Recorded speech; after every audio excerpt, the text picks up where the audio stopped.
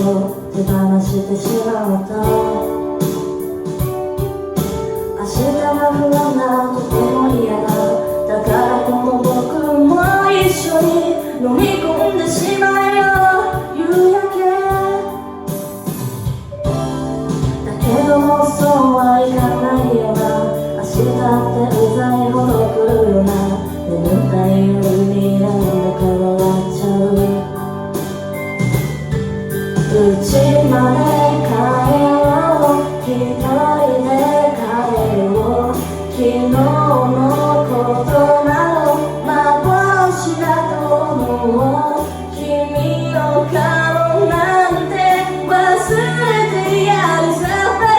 バカしいだろう。そうだろう。君がいなくなった日々もこのどうしようもないけど心と体が喧嘩して頼りない僕は寝転んで猫になったんだよな。君はいつかまた現れてくれ。何気ない毎日を君色に染めておくれよ。夕焼けが燃えてこの街ごと飲み込んでしまいそうな今日に僕は君を手放してしまった。若すぎる僕らはまた一から出会うことは可能なのかな。願うだけ無駄ならもうダメだ。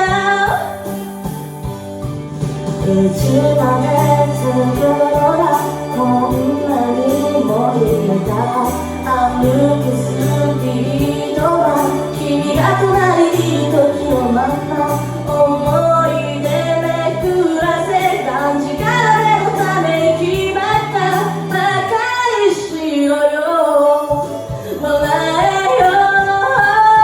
君がいなくなった日々は面白いくらいにつまらない。全力で忘れようとするけど全身で君を求めてる。猫になったんだよな。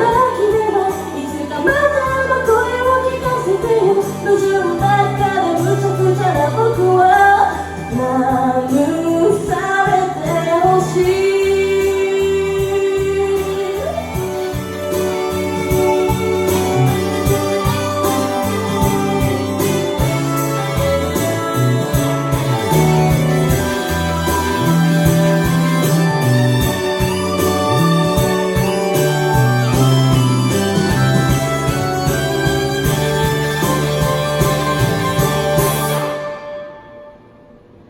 君がいなくなった日々もこのどうしようもない気だるさも心と体が喧嘩して頼りない僕は寝転んで猫になったんだよな。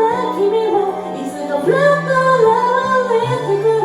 何気ない毎日を君色に染めておくれよ。君がもし捨て猫だったらこの腕の中で抱きしめるよ。